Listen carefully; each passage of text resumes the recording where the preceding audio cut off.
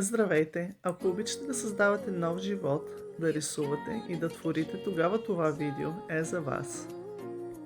Може да следвате видеото стъпка по стъпка и да спирате на пауза или да рисувате каквото на вас ви се рисува. Аз използвах консерва от фасул, вие може да използвате кофичка от кисело мляко или каквото имате. След това взех моите акварелни боички и избрах цветовете, които най-много исках да използвам. Това са ми любимите листа, които най-много обичам да рисувам. Не знам в действителност дали те съществуват, но са много лесни и може да пробвате и вие.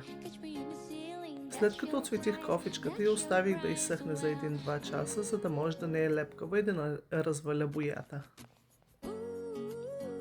Цветето ще има малко сърчице, защото след не повече от месец, може би месец и мъничко, ще е деня на влюбените. Затова реших, че ще е подобаващо.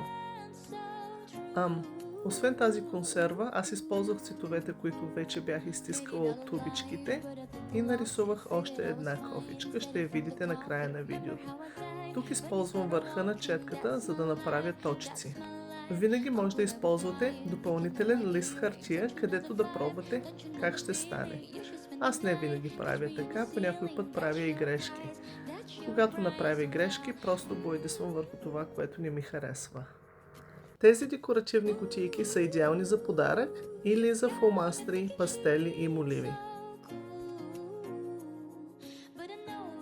Най-важното е да се забавлявате и да използвате цветовете, които на вас ви харесват.